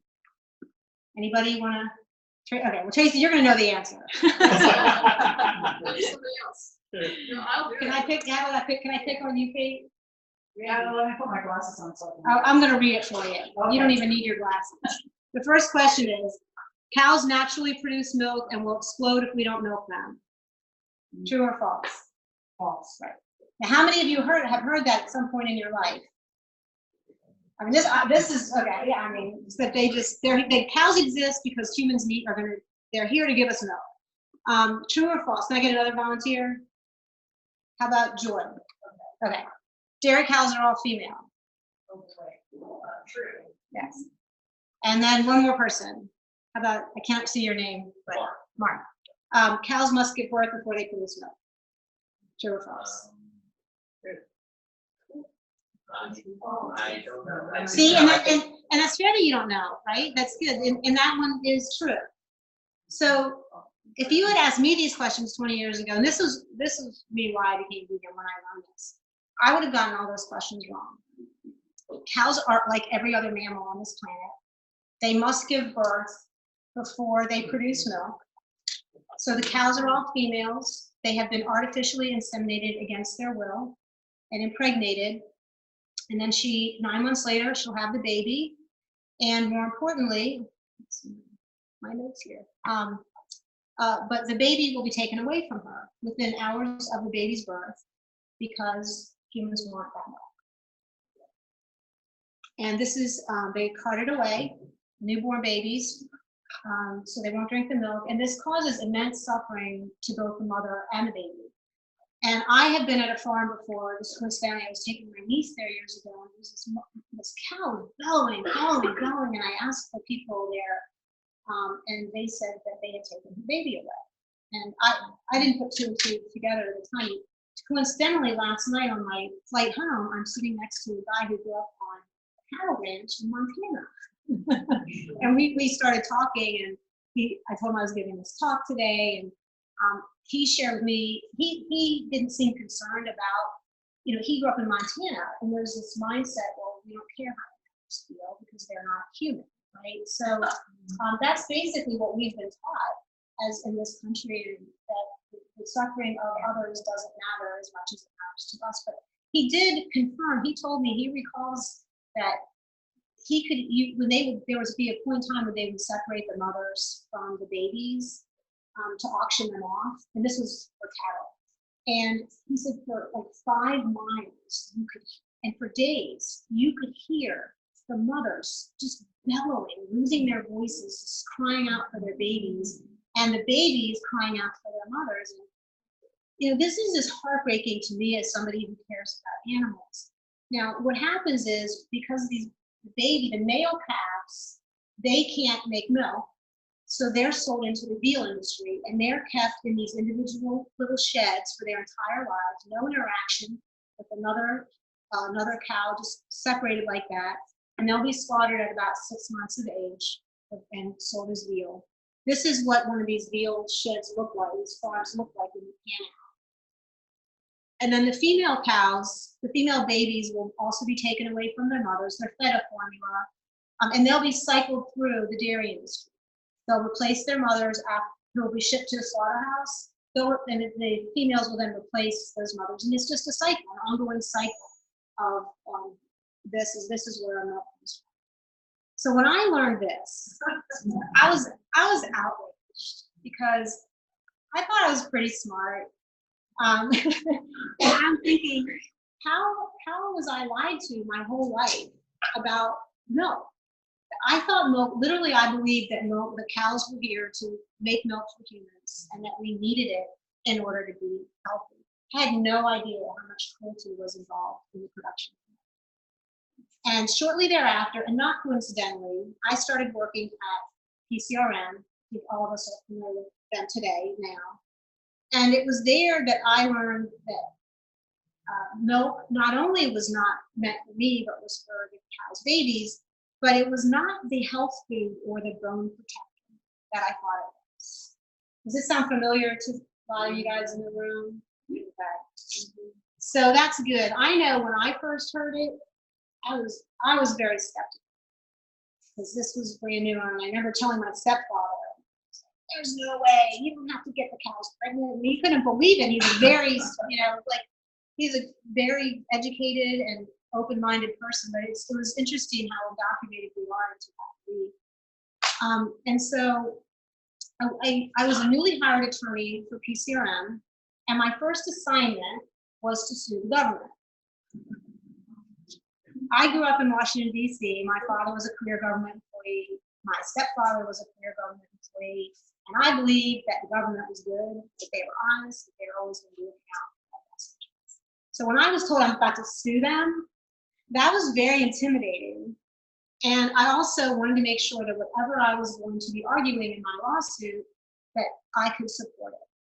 So the lawsuit, visible, it's not real visible up here, but the lawsuit, this was an article that was in the paper about our lawsuit. It was in 1999. The government selects members for the Dietary Guidelines Advisory Committee. Who's heard of the Dietary Guidelines? The plate, right? Nope, the No, guidelines, Oh. right? So a lot of people are not familiar with the dietary guidelines. Every 5 years, they are updated. And the government selects a committee of people to serve on this. They're like usually researchers or doctors or scientists, different supposed nutrition experts who are going to update the guidelines. And these guidelines are the most important nutrition policy in the country. They form the basis for all of our nutritional policy. They form the basis for nutrition programs like school lunch and WIC and food stamps. So it's a really important document. Now, the pyramid used to be the visual representation of the guidelines. So all of us are familiar with the visual representation, but not the actual big document that a lot of work goes into putting together. And then now, of course, this is the pyramid no longer is what we look at. It's my plate. This is the government version that Tracy shared, the PCRM version. This one has the cup of milk up there. So that is a very covetous position to have, right? Because dairy is the only food with its own food group.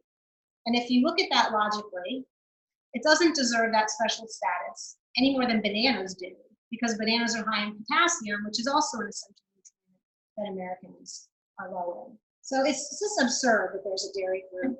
I just want to go back to the lawsuit. We sued the government to challenge the way this committee was being established. We already knew that 6 out of the 11 members had conflicts of interest to meat, dairy, and egg industries. And there's something called the Federal Advisory Committee Act that's supposed to prevent too much inappropriate industry influence. And then we also sued the government because they were withholding additional information of a conflict of interest. And we wanted them to disclose all the conflicts of all committee members. So that was the basis of that suit.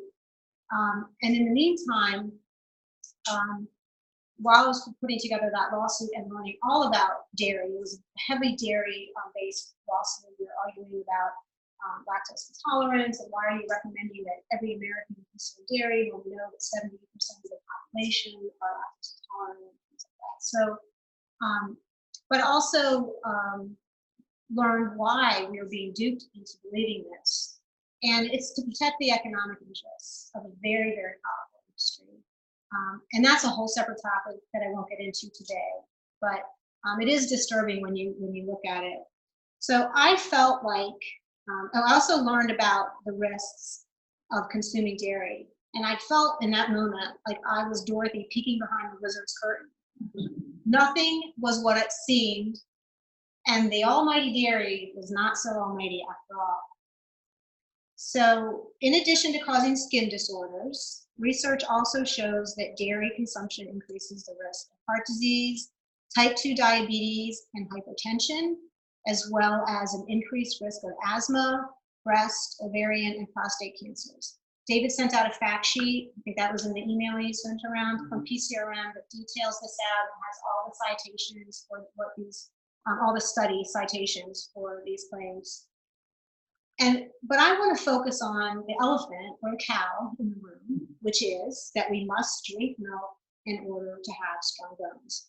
We've all seen the ads, right, Brittany and Gisele Bundchen, and how many other 1,500, couple hundred celebrities saying you must drink milk in order to have strong bones. We've been hearing it our whole lives.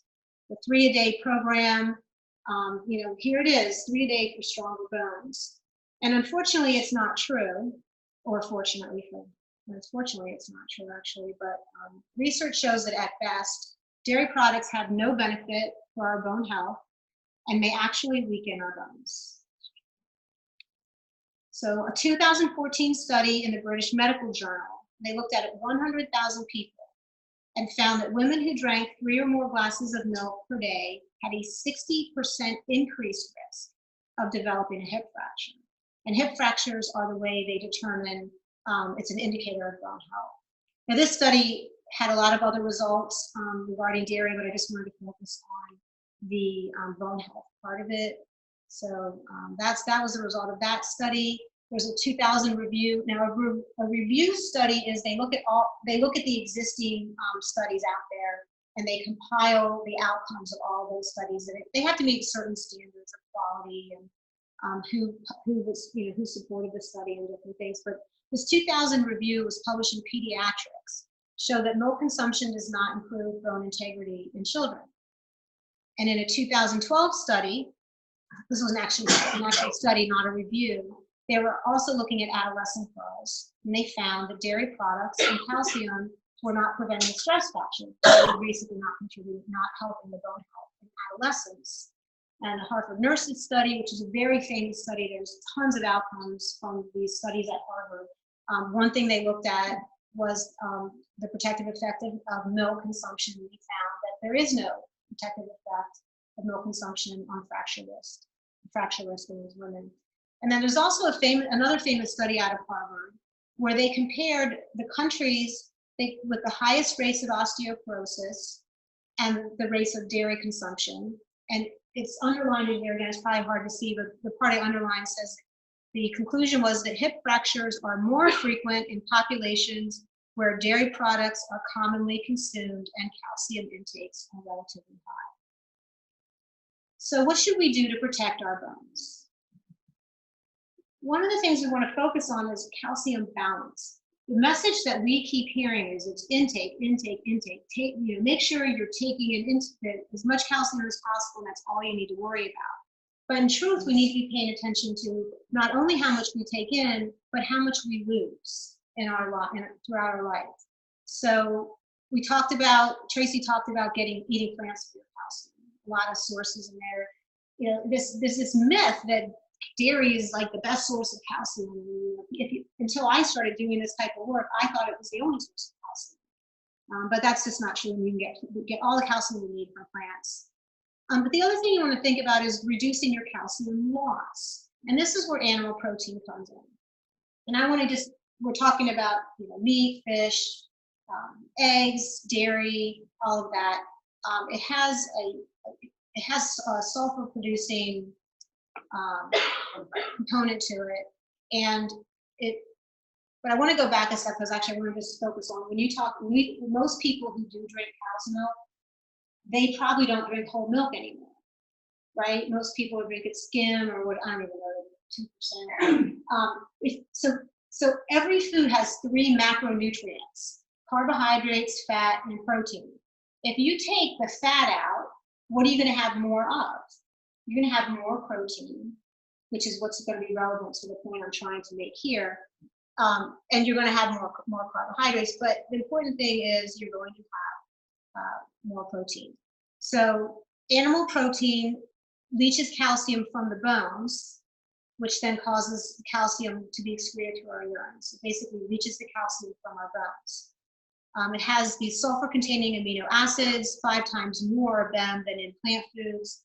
Creates this acid-like condition in our body called metabolic acidosis. And then through these channels, we end up losing the calcium. And that's one of the reasons they think there may be this connection between the high rates of dairy consumption and the high rates of fracture risk when you look at things epidemiologically. Plant protein does not appear to have this effect. We'll talk about vitamin D. It's a perfect day for us to get our vitamin D today. Right? Getting out in the sun. I have another true false question. Anybody would you want to volunteer? Pam? Oh, yeah. Okay. That's not quite volunteering, right?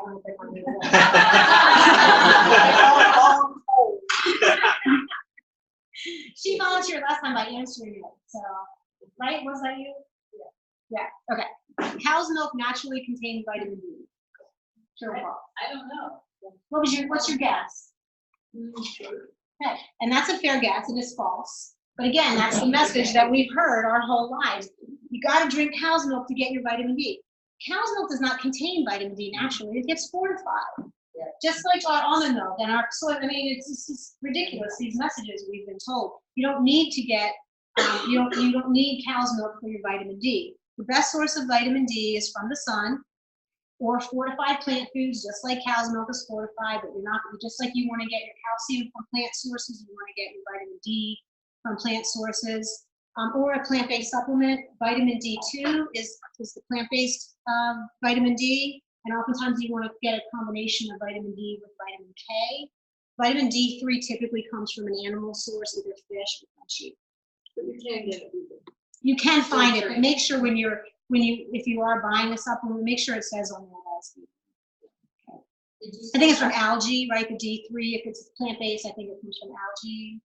I thought vitamin D2 was synthetic, vitamin D3 is not. Is that what you said? Vitamin D2 is plant-based. I'm not sure where else. I've just heard D3 is what your body uses more, so. My doctor has me on D2 with K. Well, most doctors recommend vitamin D2 and 50,000 or more, and that's the synthetic ones that I know of. But the vitamin D3 is the natural source. Well, you want to make sure that you get the ingredients. One with the K also. I have a naturopathic doctor, and she said it helps with the absorption if you take it with K. And you can, the one I buy it's already on D2 and K. And if you go to Whole Foods, you'll see a lot of them already made like that. The only thing is with vitamin D3, you have much thinner, right? And you do not want to take this. That's just a warning that you know. What happened to last day? I'm sorry? What happened to the last? It's coming. I'm almost there, like, no, I purposely saved it to the end. And then the other thing you want to do is exercise. I think we all know that, right? That's one of the best things we can do to protect you from. So what happened to the lawsuit? We won. There's an article in the Washington Post, and we were able to obtain additional records that showed more conflicts of interest by the chair of the Dietary Guidelines Advisory Committee.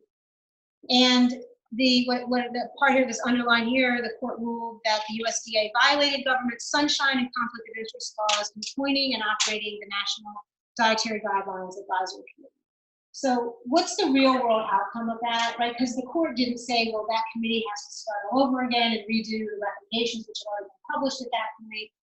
But what this began was, and Tracy referenced some subsequent lawsuits by PCRM regarding the dietary guidelines, but what it ushered in more transparency in how the government is establishing these guidelines, and it's got more people following it. And every year they have in DC all these interest groups, including now we have more and more plant-based doctors coming with plant-based people talking about, please, you need to promote plant-based diets, stop promoting meat and dairy and eggs. But every association comes and they're able to say their piece. But it's more transparent, and I don't think I'm sharing something that isn't already public, but there will be a plant-based doctor on the next round of the committee. Yeah. So there were how many in that committee? And how many had a conflict with the 15 as well? 11 on the committee, 6 of them had conflicts, and the only conflicts that existed were meat, dairy, and egg. Nobody had received funding from the Watermelon Association, the Grain Council. So half were highly connected to the industry that they were representing. They were not representing that industry, but when you're receiving money, whether it's intentional or unintentional bias, that's the concern. So yeah, so more than half had received money during their careers from meat, dairy industry, like to fund their research or in different ways they received money. And then they're also advertising about the milk price. Does the body good? Yes. The mustache at one year, remember that? I did. I'm the one who filed the petition with the federal trade. Yeah. Every movie star was putting that mustache on and doing, you know, it's like, And what? they're paid well for it. It was, oh God, yeah. That's what people need to remember is that they're paid very well. Doing it. They're not doing it out of the goodness of their own heart. Did the judge say anything about future acceptance of money from? No, so unfortunately, the Federal Advisory Committee Act, this is gonna get clear, so hopefully, if it's not clear, I'll try to make it clear. These conflicts of interest are not completely prohibited. There are allowed to be conflicts of interest, but they're not allowed to have inappropriate conflicts of interest. And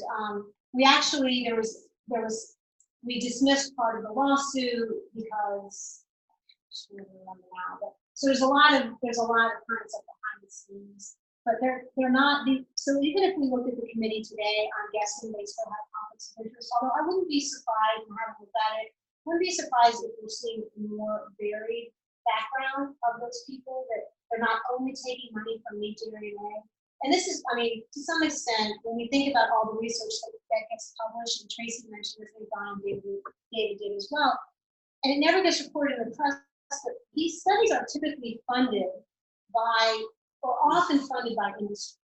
So for example, with the egg industry, it's been pretty much settled science since the 90s that eating dietary cholesterol, eating foods with cholesterol, which is only plant foods, leads to an increase in the blood cholesterol.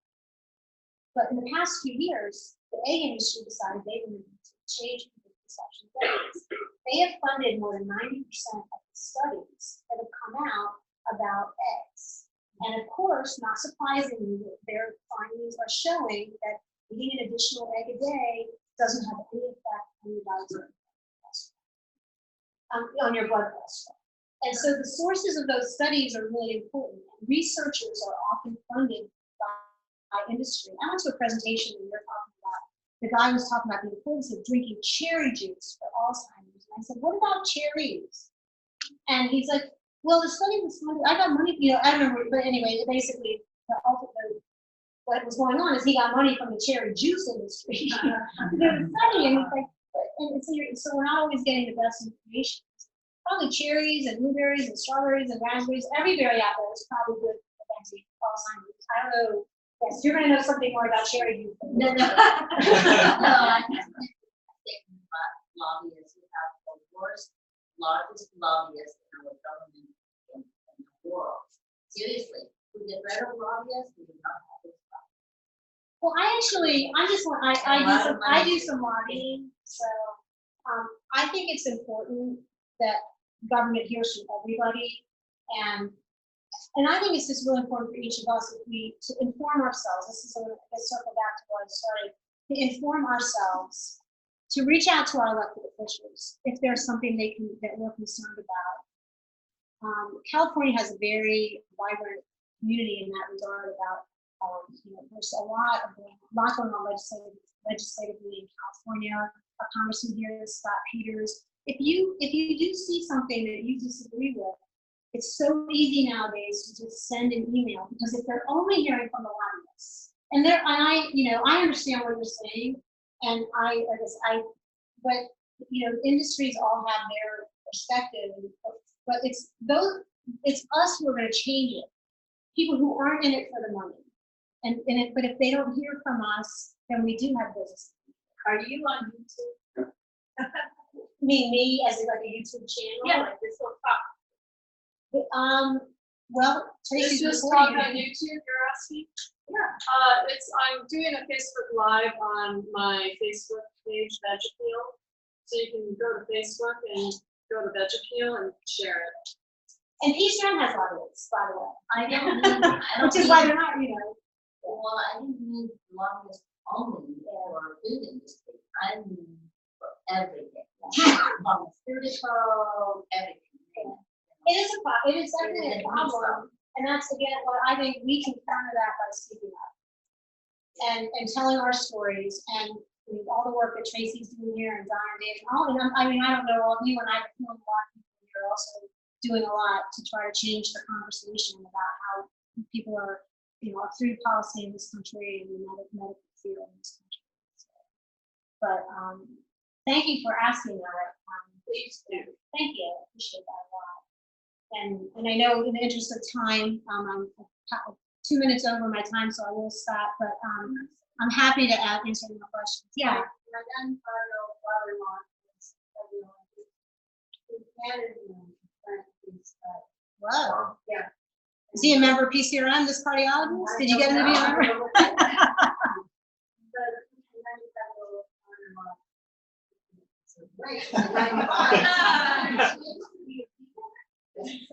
They gave my father beef stew in the hospital and giving him all kind of garbage food. It's and I'm gonna follow up with the hospital about it. But it's so sad. People are in there with these diseases that are caused by eating them that way, and that's the food they get served. And that's again probably a whole other conversation, an important one. And PCRM has a lot of resources about that. If you ever want to reach out to a hospital about it, they're developing a program that will provide you with the resources that you could then reach out to the hospital and share. The PCRM does all kinds of, speaking of lobbyists or whatever, they're doing a lot of advocacy to get these laws passed, especially in California, because we're like the most progressive state. And so a lot of things start here. And now it's that hospitals have to offer plant-based options. And then PCRM has been a large part of making it happen. Yes, thank you, Jason. And I supplemented now, I'm actually this year with vegan doctor that he's my family doctor. So I think Kaiser's pretty. They're like ahead of the curve. I think a lot of other. Yeah. And they're like Not all their doctors, but they have plant-based things that they give to people that are very similar to what the PCRM gives out. Kaiser is. Kaiser is, like a plant-based diet guide. Very, very similar to the information like the vegetarian resource sheet that the PCRM gives out. They have something Kaiser like that, which is great. And the American Medical Association came out with a resolution in the past year that said hospitals should provide at least one plant-based meal, which it's sad to think that that's where we're at, but that's where we're at. Just one, provide one, and that they should not be serving processed meats. Is it in hospitals or in schools or both? In prisons? I forget, I'm sorry. It's hospitals. This big now, it's getting. Yeah, The but AMA came out with a resolution about it, which is a big, it's hospitals. for the AMA to come out with that is huge. Because they get a lot of money from industry, so it was really, really amazing what they come out with. So. Yes. Yeah, we're kind of the dairy farmers. A lot of this stuff, I had an uncle in the dairy farm, and I was going there in the summers, and a lot of the stuff that we're talking about started big agriculture. Yes. He never separated his cows and calves. He never kept them fighting all the time. And when they were not milked, they're in a lot of pain. I've heard them bellow that their udders get so. Well, if they have their babies with them, then they wouldn't. I mean, it's the same as a human. It's just like a human. And he did not keep them fighting all the time. Yeah. He was out there every morning and every night milking his cows. And he didn't separate them. The cows stayed until they were weaned. And that was the normal practice of dairy farmers in this country. People did hour. Yes. They Right. didn't do any of this stuff. Right. And I've heard them bellow when he was late getting to them because they started in the bag. Well, same thing happens in humans and babies away from the human. Right. That's exactly what Right. Yes, we have factory farming conditions now where they are pregnant every year, and he didn't do that. Right. Was he selling it to the population, or was it for your family? He sold milk and cream Mm-hmm. to the community. And so the other thing is that they did a study in Scandinavia, which is a big dairy country. And the rate of osteoporosis is higher there than anywhere in the world. Right, and they have the highest dairy in that part of the world. Yeah, I call it Organic Valley, the organic milk people, because they have this. Although we treat our animals well because we're organic, and and she gave me the initial. I know what questions to ask, and I said, we're going to hear about the conditions, and she starts telling me how good wonderful things are. I said, I have some really specific questions I want to ask you. And I started asking, what do you do with the babies? How are they taken away from their mothers? She's like, it's not all sunshine and roses. and I said, what happens to the babies? And what happens to the male babies? And it was everything that I shared today.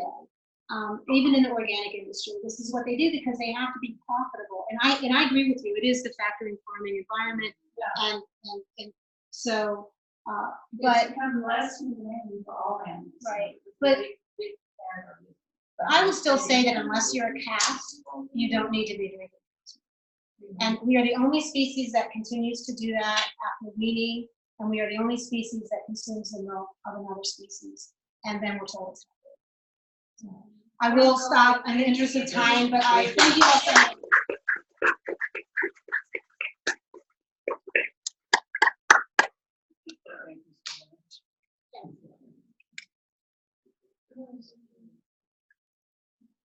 So with that, we're going to close the online portion. Close it. Thank you, online people and people watching the recording. We love you and hope to see you again at another event.